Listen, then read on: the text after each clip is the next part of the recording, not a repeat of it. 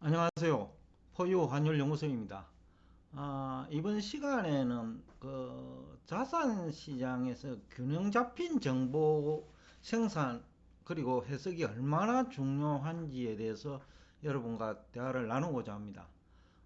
어제 그 8.15 어머니 임 대표님하고 이제 녹화 방송 하면서 느낀 건데, 어, 대부분 이제 균형 잡힌 정보 생산을 못했기 때문에 결국 지금 한국은 뭐 위기 발생 일보 직전이라는 뭐 평가까지 있고, 또 미국 같은 데는 균형 잡힌 그 정보 생산 내지는 해석의 문제 때문에 주가만 빠지고 다른 문제는 없는 좀 비정상적인 상황이 나타나고 있는 거 아니냐, 그런 측면에서 오늘 이 주제를 정했는데, 여튼 뭐 지난해 우리 경제 전문가들 대부분이 뭐 주식 뭐 매수하라, 원래 연초까지 미국 주식은 매수하라, 지금이라도 늦지 않았다라는 얘기 많이 했죠. 그리고 부동산은 지난해 빚내서 투자하라고 했단 말이죠. 그러니까 호재만 강조한 거죠. 지난해하고 원래 연초까지만 부동산 시장도 호재만 강조하고 가상자산 시장도 호재만 강조하고, 그 다음에 외환 시장도 문제없다, 오히려 원화 강세다, 그런 얘기를 많이 했죠. 그러니까 균형 잡힌 정보가 아니라는 거죠. 부동산은 그 지난해 금리 얘기를 거의 안 했단 말이죠. 전부 공급 부족이라는 얘기만 하면서 공급이 부족하니까 빚내서 투자하라. 근데 정작 중요한 금리 문제를 얘기를 안 한 거예요. 그러니까 원래 들어와 가지고 금리가 올라가니까 뭐 지자체도 걸려들고, 강원도 그죠? 그 다음에 금융회사도 걸려들고, PF 투자한 그 증권회사, 그 다음에 저축은행, 일반은행, 보험회사 다 걸려들었단 말이죠. 그 다음에 증권회사는 그 PF 프로젝트에 기초한 또 채권을 발행했단 말이죠. 그럼 PF 사업에 문제가 생기면 그 채권 발행도 그거는 굉장한 위험이 노출되죠. 그러니까 이제 총체적 이제 부동산 위기가 이제 지금 전국적으로 뭐 나아가 국민 경제 전체에 걸쳐서 이제 뭐 위기 초래 원인이 돼 버리는데, 일단 그 지난해 부동산 전문가라면 금리 향방을 짚어야 된단 말이죠. 왜냐하면 대부분의 시장 참여자들이 부동산 시장 참여자입니다. 그 빚내가 하잖아요. 은행에서 빌렸던, 보험에서 빌렸던, 아니면 회사에서 빌렸던 빚내가 투자를 한다는 거죠. 그런데 금리를 언급하지 않고 그 분석을 했다라는 거죠. 그러니까 정보 생산이 그 균형 감각을 잃었다. 가장 중요한 핵심 그 부동산 가격 요소인 금리를 누구도 언급하지 않았다는 거죠. 그러니까 정보 생산 그 자체에 문제가 있었다. 2022년 초에 미국 주식 뭐 지금이라도 투자하라가 똑같은 얘기예요. 그때 거품 논쟁이 있었단 말이죠. 또 금리 올라갈 거는 모두 다 알고 있었단 말이죠. 그런데 지금이라도 늦지 않았다라고 한 거죠. 근데 그 사람들이 지난해 부동산 투자하라고 한 경제 전문가, 그리고 지난해 주식 투자하라고, 지난해 아니냐요, 올해 연초까지 그 주식 투자하라고 한 그분들이 지금에 와서 또 공포 분위기를 조성하는 장본인이거든요.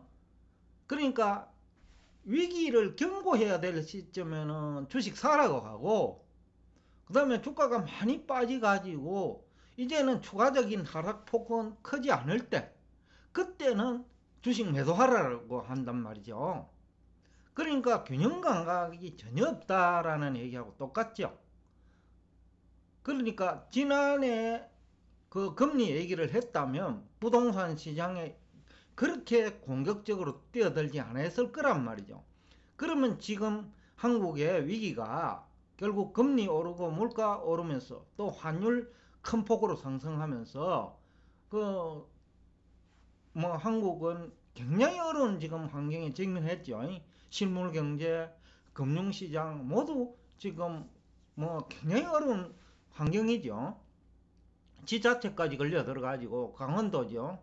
레고랜드인지 뭐 그것도 초기에 그것을 뭐 막았으면 2천억만 하면 되는 거를 그걸 수수방관하다가 50조까지 이제 뭐 늘려도 이것이 문제 해결이 될지 안 될지 지금 아무도 모르잖아요.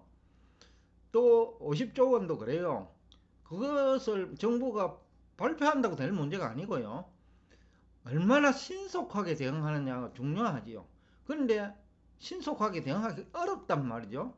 왜 그러냐면 실태 조사를 해야 금액 지원을 할 거 아닙니까? 또 그 다음에 금액을 지원하는 게 공짜로 주는 게 아니라는 거죠.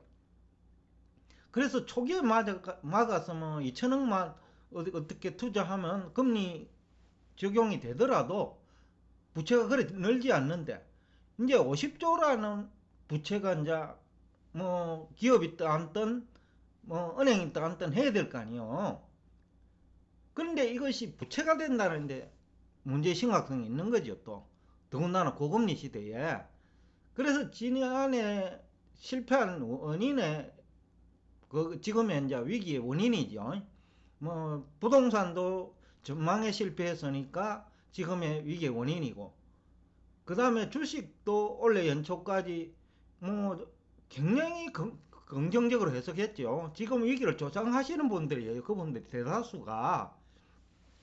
그런데 지금에 와서 그러면 고객한테 비싸게 사고 헐게 팔아라는 얘기를 한단 말이죠. 그만큼 위험한 증권 전문가가 어디 있느냐는 거죠. 그런 전문가는 전문가도 아니지요.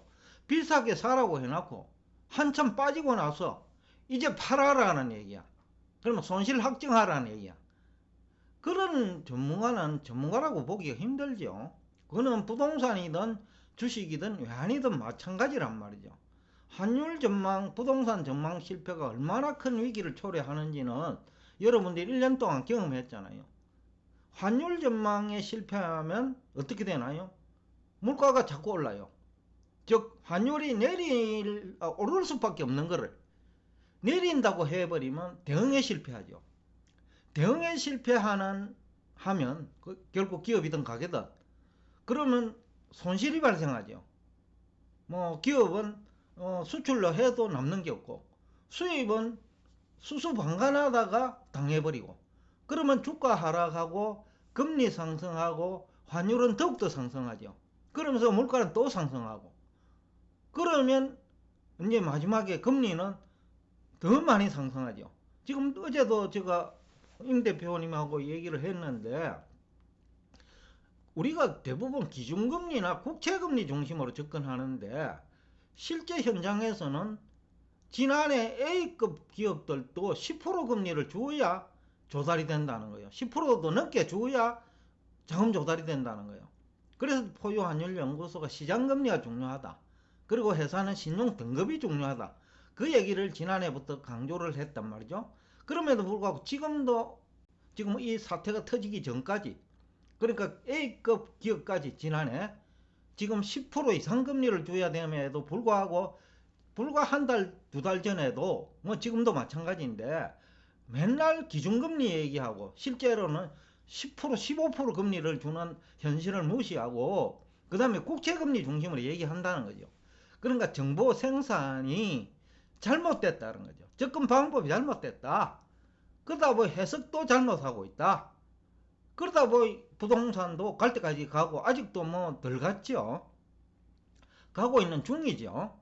간다니까 뭐 좋은 쪽으로 가는 게 아니고요. 나쁜 쪽으로 가고 있는 중이란 말이죠. 그러니까 이 원인이 전부 다 균형 잡힌 정보 생산에 실패했다. 그것이 지식 부족이든 아니면 의도적이든 뭐 환율 쪽은 뭐 지식 부족이라고 보거든요. 어제도 그 얘기를 했는데 달러 인덱스의 그 고공행진 이유가 미국 재무부 장관 전연준 의장이죠. 그분은 그 경제에서 원인을 찾는 거예요. 그러니까 다른 나라 경제가 미국보다 더 나쁘니까 달러 인덱스 고공행진이라고 분석을 하죠. 그런데 한국의 경제 전문가들이나 경제학자들은 금리에서 원인을 찾아요. 금리는 미국만 올랐나요? 유럽도 오르고 한국도 오르고 다 올랐어요. 그러니까 분석이 잘못됐다는 거죠. 그래서 한쪽은 실력의 문제 같고, 그 다음에 지금은 이제 요 근래 포유 환율 연구소에서 중국이 2분기에 굉장히 나빴다. 코로나 사태 때문에 상해 지역을 2달이나 봉쇄를 해버렸잖아요. 그러니까 2분기가 중국이 나쁘니 중국 경제 의존도가 높은 유럽이 나쁘고 한국이 나쁜 거예요. 그러니까 유로 가치가 떨어지고 원화 가치가 떨어진 거예요. 그러면서 근래에 뭐 3분기죠. 중국 GDP 성장률, 특히 뭐 해외에 영향을 주는 거는 제조업이니까 제조업 성장률은 5%대란 말이죠. 그러니까 2분기하고 완전히 달라졌다. 획기적으로 개선됐다는 거죠. 그래서 유로 가치가 안정되고 영국 파운드 가치가 안정되는 것이지. 그리고 달러 인덱스 고공행진이 일단 스톱한 것도 조금 이제 달러 인덱스는 낮아지고 있죠. 그것이 이제 그 분석이 실패했다는 거죠. 자꾸 금리를 가지고 얘기하면 또 금리 올릴 건데 그럼 환율이 또 올라야 되잖아요. 우리 국내 경제 전문가들 논리대로라면 그 재무부 장관이나 포유 환율 연구소 연구되는 분석대로라면 그 경제 현상의 문제다. 그러니까 다른 나라가 더 나쁘냐 덜 나쁘냐, 미국이 더 나빠질 거냐 덜 나빠질 거냐의 문제라는 거죠. 지금까지 미국 달러가 좋았다라는 거는, 강세라는 거는 미국은 상대적으로 좋았다라는 거죠. 우리 경제 전문가들만 미국 경제 몰락한다고 얘기한 거예요. 침체 온다고 얘기하고. 그런데 경제 현장은 외환시장이 다른 나라가 망가진다라는 것을 반영하고 있었던 거죠. 그 미국 재무부 장관의 분석이기도 하고 우리 포유 환율 연구소의 분석이죠. 그래서 미국은 주가만 빠졌지 다른 거는 문제가 없는 거예요. 특히 이제 미국은 지금 인플레이가 화두잖아요. 그리고 인플레이에서 금리 고공행진이 비롯됐단 말이죠. 그런데 그러면 인플레이와 금리 고공행진에 가장 취약한 국가는 어떤 국가겠어요? 그러니까 부채가 많거나, 그 다음에 소득 수준이 낮거나, 부동산에 올인한 국가, 또 빈부의 격차가 심각한 국가, 중국이고 한국이고 그렇다는 거죠. 그 다음에 부동산 올인 국가, 한국이죠. 중국이죠. 그 다음에 그 환율 전망에 실패한 국가, 한국이죠. 그러니까 한국이 가장 지금 취약한데, 지금 경제 전문가들은 이구동성으로 미국 경제 위기를 조작한다는 거죠. 그러니까 상대적으로 가장 안전하죠. 미국이. 왜냐하면 소득 수준이 높다는 거죠. 그러니까 가계가 실질 소득이 상당히 높고, 그러니까 적당한 인플레이션은 감당할 수 있고, 그리고 금융자산이 많기 때문에, 부채가 적기 때문에 금리가 고공행진하더라도 미국은 상대적으로 덜 취약해요. 그렇기 때문에 소비가 증가하는 거예요. 그런데 우리 국내 경제 전문가들은 상대적으로 양호한 미국 경제 위기를 자꾸 강조한다는 거죠. 그리고 인플레 지금 7, 8%이 정도로 감당할 수 있는, 더군다나 인건비, 근로자 임금까지 올라가 감당할 수 있는 국가가 위험하다고 하고, 또 금리에 취약하지 않은, 즉 금융자산이 많은, 그리고 소득이 많은 미국이 위험하다는 거예요. 그러면 어떤 문제가 생기느냐 하면요, 미국 경제 위기를 조장할수록 미국 경제가 아무 문제가 없으니까 돈이 한국이나 유럽에서 미국으로 이동하는 거예요. 그래서 달러 강세가 일어났고, 또 미국 경제가 문제가 더 없는 거예요. 근데 그 반면에 한국이나 즉 유럽이나 이쪽은 더욱더 힘들어지는 거예요. 그러니까 결국 미국 경제 위기를 조장할수록, 조장이라고 봅니다. 강조가 아니고. 왜? 지금 미국 경제는 2008년과 다르다는 얘기를 앞 시간에도 했는데 과거와 크게 달라요. 달러 인덱스 강세가 얼마나 큰 이익이 되는지는 어제도 임 대표님하고 얘기하면서 뭐 몇 차례 얘기를 했는데, 그러니까 미국은 수입이 많은 국가예요. 뭐 지난 30년 이상 무역수지 적자라는 얘기는 수입이 많은 국가예요. 그러면 달러 강세가 유리한 국가예요. 수출이 많은 국가는 자국 통화 약세가 유리하지만은 수입이 많은 국가는 자국 통화 강세가 유리하죠. 미국이 그런 국가라는 거죠. 그 영향이 얼마나 큰지도 모르고 그냥 미국 경제, 달러 강세가 어떤 영향력이 있는지 미국 경제 전반에 자꾸 미국 경제의 위기를 강조한다는 거죠. 그리고 금융자산이 많은 그 미국 기업과 가계에 금리를 가지고 자꾸 뭐 위기가 임박했다, 아니면 경기 침체가 임박했다, 그 얘기를 한단 말이죠. 그러니까 위기라고 하는 미국은 침체 시기가 자꾸 지연되고, 위기가 아니라고 한 한국은 자꾸 더 어려워지는 거예요. 그러니까 돈의 이동이 일어나고 환율은 더 오르고 금리가 더 오르고 하면서 부동산 시장은 더 망가지고 주가도 더 망가지는 거죠. 그래서 균형 잡힌 정보가 굉장히 중요하다라는 얘기를 다시 한번 강조하고 싶습니다. 앞에서도 제가 뭐 여러 몇 가지 얘기를 했는데, 우리가 뭐 실제 있는 애니까 환율 급등은 환율 전망 실패의 원인이 가장 크고요. 그 다음에 부동산 경기 전망에 실패한 게 원인이 크고, 또 그 두 가지의 실패를 하니 시장금리는 큰 폭으로 상승하는 거예요. 거기다가 금리를 맨날 기준금리 중심으로 보고 국채금리 중심으로 하다 보니까 정작 시장에 중요한 시장금리, 지금 A급 기업까지도, 지난해 A급 기업까지도 10% 이상 금리를 줘야 되는 거예요. 그러면 기준금리는 4% 5%인데 4%도 안 되지요. 그리고 국채금리도 뭐 그냥 아직 뭐 4% 조금 넘은 정도인데, 기업들이 조달하는 금리는 지난해 A급 기업인 대기업까지도 10% 넘겨줘야 자금 조달이 되는 거예요. 그럼 번지수를 잘못 찾았다. 그러니까 정보의 생산이 가치 없는 정보라는 거죠.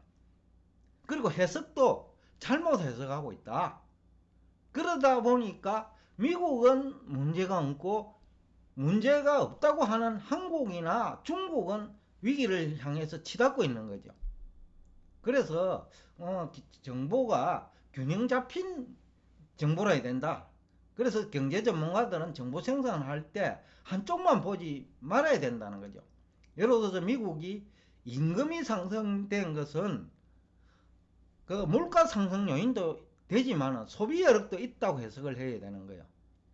그러다 보니까 물가 상승 쪽에 그 강조하고, 그 다음에 그걸 통해서 금리가 올라가니 긴축이라고 하는데, 미국 경제 위기라고 하는데, 실제로는 보면 소비가 증가하고, 소비가 증가하니까 GDP가 증가하고, 그리고 기업의 매출이 증가하는 거예요. 물론 일부 기업은 아니겠죠. 미국도 기업들 간에 양극화는 지금 많아요. 특히 금리와 관련된 양극화, 인플레에 관련 양극화가 있단 말이죠. 그리고 수입업체냐 수입업체냐에 따라서 양극화가 있고요. 그러니까 그런 균형 잡힌 양쪽을 다 봐야 된다는 거죠. 그런 능력이 부족하니까 미국 경제 침체는 뭐 온다고 했는데 지금 2년째에 온다고 하는데 안 오죠. 그런데 한국은 안 온다고 했는데 빠른 속도로 위기가 현실화되고 있단 말이죠. A급 기업까지도 금리를 10%로 줘야 되는 거예요. 조달금리가. 그리고 미국 금융회사는 뭐 이번에 결산 보니 큰 문제가 없어요. 그런데 한국의 금융회사가 문제가 생기는 거예요. 그러니까 이게 정보를, 균형 잡힌 정보를 생산해 가지고 그 다음에 각오를 해야 되고, 또 해석도 자산시장 참여자들이든 경제 전문가들이든 그 양쪽을 다 봐야 된다. 한쪽만 해석을 하면 그 연초에 비싸게 주식 사가지고 지금 10월에 미국 주식 팔아라는 얘기야. 이거처럼 황당한 그 경제 전문가가 어디 있어요?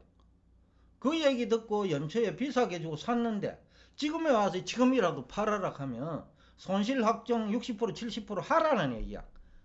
이 얼마나 뭡니까 안타까운 그 전문가이면서 그 다음에 시장 참여자 입장에서는 불행하냐는 거죠. 그래서 정리하면 지금이라도 여러분들이 어떤 경제 전문가들이 생산한 정보라고 하더라도 그 정보가 양측면, 그러니까 좋은 측면과 좋지 않은 측면을 모두 다 감안한 정보인지 그거부터 체크를 해야 된다. 그리고 이 정보를 어떻게 해석하느냐에 따라서 금융정쟁의 승패가 결정되죠. 그러니까 연초에 미국 주식 투자하라고 많이 얘기했잖아요. 한 90%는 한 5% 빠지니까 지금이라도 넣지 않았다. 기회다라고 했다고요. 그런 분들이 지금에 와서 팔아라고 한다는 거죠. 그러니까 이제는 어떻게 되나요? 손실 확정하라는 거야. 그러면 손실 확정하면 이제 어떻게 되나요? 주가 오르면. 그야말로 손실 확정 그 자체예요. 그러니까 전쟁에 실패한 패잔병이 된다는 거죠. 그러니까 그걸 떠나서라도 이게 균형 잡힌 정보 생산 및 해석 능력이 수익률에 영향을 주거든요. 포유한율연구소가 한 달 정도 마음고생을 하고 있지만은 전체적으로 지난 2년 동안은 약 한 1년 10개월 동안은 큰 문제가 없었거든요. 그렇다고 하면 대부분 지난 약 한 7, 8개월 동안은 성공한 거예요. 그런데 한 달 정도 아까 난 것도 얼마 크지 않다라는 거죠. 그러나 중요한 것은 그 정보의 균형 잡힌 그 생산 및 해석 능력이라고 보죠. 그것 때문에 상대적으로 훨씬 더 우리 포유 환율 연구소 구독자분들이 희생이 작았을 거고 또 제가 볼 때 조금만 오르더라도 희생이 전혀 없는 그런 구조가 된다는 것을 이제 우리가 균형 잡힌 정보가 얼마나 중요한지 보여주는 대표적인 사례지요. 여튼 오늘도 끝까지 경청해 주셔서 대단히 감사합니다.